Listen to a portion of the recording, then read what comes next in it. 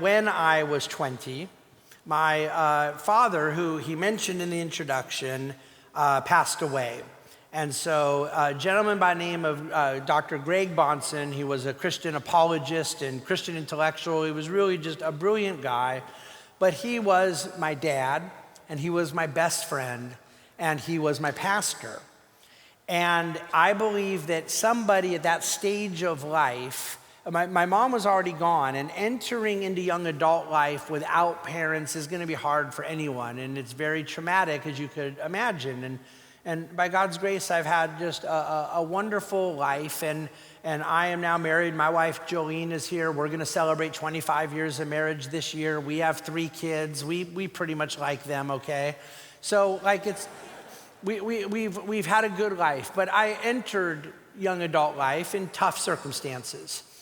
And not only was it because of the traumatic event of a loss of a loved one, and that loss was someone who I was so unbelievably close with, but for a young man entering adulthood, at least for this young man entering adulthood, I had a lot of questions about my place in the world, who I wanted to be, what I wanted to accomplish, what my calling was, the direction I would take. But the only person that I wanted to get that advice from was my own mentor, who was my father, who was my best friend, who was my spiritual shepherd as my pastor, and he was gone.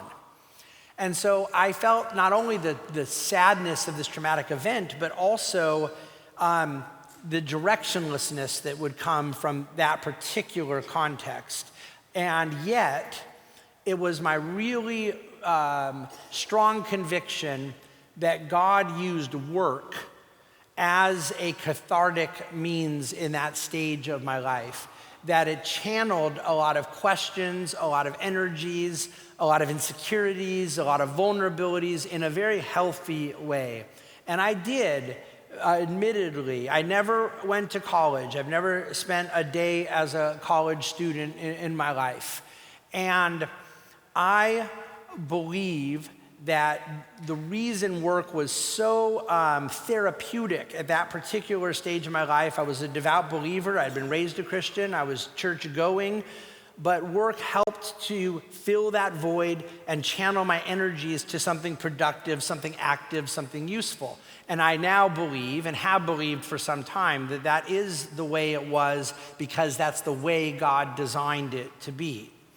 But at that stage in life, going to church every Sunday, being a part of a church community, traveling a lot for work and visiting other churches, having a lot of Christian community around the country because of the nature of my late dad's ministry, I never, that I can recall, never had a Christian, never had a church say to me, "It is amazing how hard you work. This is a great thing."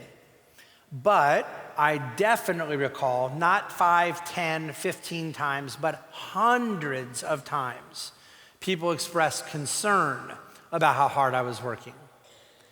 And it bothered me immensely. I felt that there was this innately Christian positive thing, hard work channeled to a particular productive use that God was internally using to a profitable means in my life. And yet the church never said, "Don't work." But there was this cautionary tale around it, kind of tiptoeing around like, maybe we got to take a step back. We're concerned about it. And I think it was largely well-intentioned, but I was confused by it, to say the least. And I recall, as my own jobs and career path and so forth was evolving, I remember saying, one day I need to write a book on this. I think there's something off here in the Christian message about work. And I kind of sidelined it because I was too busy working. All right.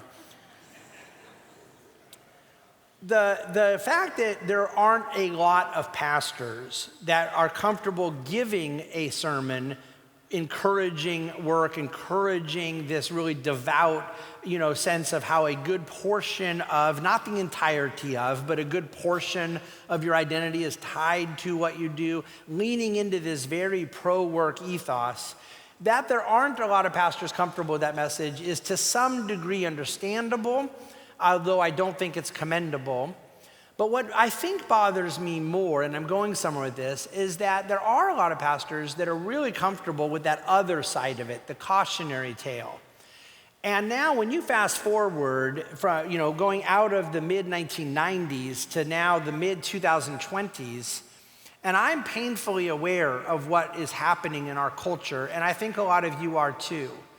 And if some of you know a young man who's working too hard and you're really concerned about how hard he's working, then first of all, let me know because I might want to hire him. But second of all, more power to you. But I know that there are 380 million hours a year being played of one video game in the United States of America. I know that right now there are as many 21 to 49-year-old men working as there were in the Great Depression, but we only have 4% unemployment. That 16% of able-bodied prime working age men have self-removed themselves from the workforce. I know that we have the highest percentage of people adjusted for population living at home at age 30 without a job as we've ever had. Everybody talks about this all the time, that there is this sort of crisis of young men. And when I say young, I'm being somewhat gracious because I don't consider 30 to be a young man anymore, although as a 51-year-old, it's a younger man. But adulthood doesn't start at 30. Okay? So when pastors are talking about the fear of people working too hard in the backdrop of this societal context, I joke sometimes that it's like a weatherman warning you about a tidal wave coming to Kansas. A tidal wave would be bad, but it's not coming to Kansas. And there's no need to worry about the tidal wave hitting Kansas. We have a societal priority problem in our pulpits.